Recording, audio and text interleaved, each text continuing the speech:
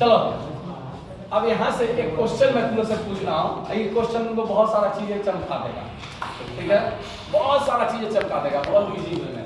इस क्वेश्चन से कहता है क्या कि p का वैल्यू 17 105 यानी 17 और 105 डिग्री है। यहाँ क्या दे रहा है? डिग्री है। और 5√2 और 60 डिग्री है। तो ये किस फॉर्म में है पहले ये बताओ। ये किस फॉर्म में है? पोलर फॉर्म में है।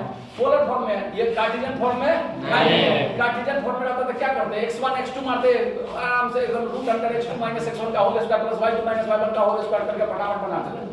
ऐसा होता है कि नहीं होता? होता। अब ये क्या है? पोलर फॉर्म में है। अब पोलर फॉर्म में इसका डिस्टेंस निकालने के लिए क्या होता है? तो पोलर फॉर्म में इसका डिस्टेंस निकालने के लिए क्या है? तो इसका दो उपाय है। एक क्या है कि किसको बुला लो? पैरामीट्रिक। किसको बुला लो? पैरामीट्रिक। अब पैरामीट्रिक से इसको किस चीज में बदलोगे? कार्टेशियन फॉर्म में। तब लेकिन वो कहीं ना कहीं माथा का दर्द है, सर दर्द हो जाएगा उसमें। पहले पैरामीट्रिक लगाओ, उसके बाद इसको कार्टेशियन में चेंज करो, कार्टेशियन से डिस्टेंस फॉर्मूला लगाओ, तब डिस्टेंस चेंज करो। नहीं आया? आया। तो अब इस क्वेश्चन को तो मैं अभी बनाऊंगा ही नहीं, थोड़ा देर बाद बनाता हूं। अगर किसी दिन किसी ने कह दिया कि r1 थीटा 1 pq बराबर क्या हो गया? r2 थीटा 2 है, नहीं है? हाय। तो pq निकाले। तो कहीं ना कहीं यही ना है कि ये r1 मान लिया और ये r2 थीटा 1 मान लिए, ये r2 मान लिया और ये इसको थीटा 2 मान लिया। कोई कष्ट वाली बात नहीं है। अच्छा, r1 थीटा 1 है, r1 थीटा 1। तो अब x बराबर सोचो तो क्या होता है? x बराबर क्या हो जाएगा? अगर x1 का है तो कितने को दिया कि r1 cos थीटा 1 हो जाएगा? x1 का है तो r1 cos थीटा 1। अरे कार्टेशियन से नहीं चेक किए हो, पैरामीट्रिक में भी चेंज किए हो कि r1 cos थीटा। तो r थीटा था तो r cos थीटा हो गया। लेकिन अगर r1 और थीटा 1 है तो क्या हो जाएगा? r1 cos theta 1।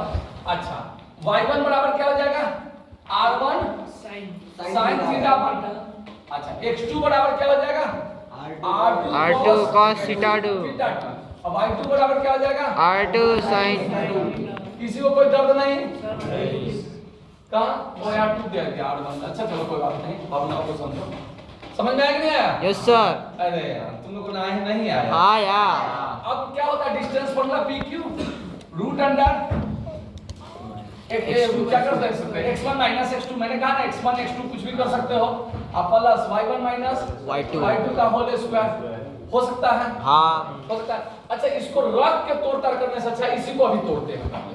कितने को दिख गया कि रूट अंडर कहीं ना कहीं x1 का स्क्वायर प्लस x2 का square minus 2x1 into x2 होगा कि नहीं होगा? अब प्लस y1 का स्क्वायर माइनस y2 का स्क्वायर प्लस सॉरी यहाँ minus 2x y1 into y2 यही ना हो जाएगा? हाँ। ऐसा होगा कि नहीं होगा? होगा। अच्छा, अब गौर करो, थोड़ा सा का वैल्यू पुट अप करते जाओ तो x1 का स्क्वायर क्या हो जाएगा? r1 का स्क्वायर cos थीटा 1। हाँ ठीक है। अच्छा, अगर हम यहाँ पर r1 का स्क्वायर cos थीटा 1 यहाँ y1 का स्क्वायर है ना? हाँ, y1 का स्क्वायर या ऐसे लिख देते हैं, कंफ्यूज कर जाओगे तुम लोग। x2 का स्क्वायर r2 का square cos square theta 2 minus 2x1 और x2 की गुना करेंगे तो r1 into r2 हो जाएगा। हाँ। cos theta 1 into theta 2। cos theta 2 नहीं आया तुम लोग को? आया। और आगे बढ़ाएं प्लस। समझ में आया? हाँ। क्या किए?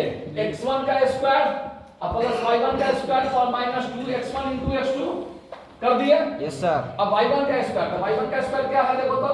Plus r1 square sin square theta 1 अब plus r2 square sin square theta 2 minus 2r1 into r2 sin theta 1 into sin theta 2।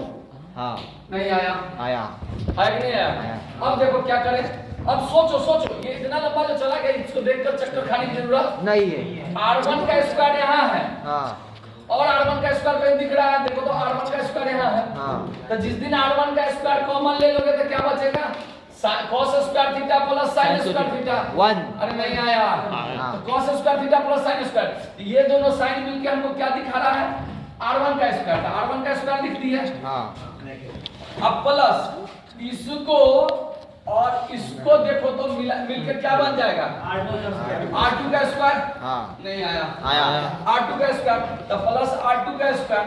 अच्छा इसमें और इसमें 2R1 इंटू R2 कॉमन दिख रहा है, तो इसको -2R1 इंटू R2 कॉमन ले लेंगे तो क्या देखो क्या आ जाता है, माइनस कॉमन ले लेते हैं, प्लस में cos theta into cos, formula देखो cos A into cos B, ये माइनस कॉमन है तो plus sin A into sin B, तो फॉर्मूला क्या आ जाएगा cos A माइनस B का प्लस है तो ये क्या आ जाएगा देखो तो cos थीटा 2 माइनस थीटा 1 लिखो, चाहे थीटा 1 माइनस थीटा 2 लिख दो, कोई फर्क नहीं पड़ेगा क्योंकि cos माइनस को घटक जाता है, उल्टी नहीं करता है।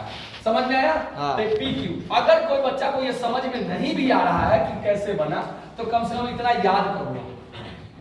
नहीं आया क्योंकि टाइम भी आज कम है, ठीक है, कम से कम फॉर्मूला याद रखोगे तो इस फॉर्मूला पर भी काम हो जाएगा, बाद में इसको समझा देंगे। फिर नहीं आया, अब देखो अब इस क्वेश्चन से तुम्हारा कितना एक लाइन में बनेगा।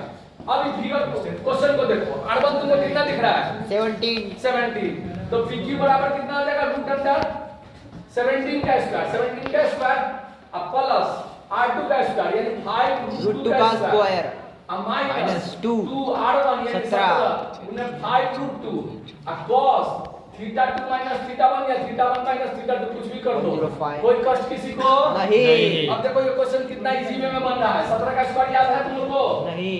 अरे 17 का स्क्वायर याद नहीं, याद कर कितना होगा फटाफट।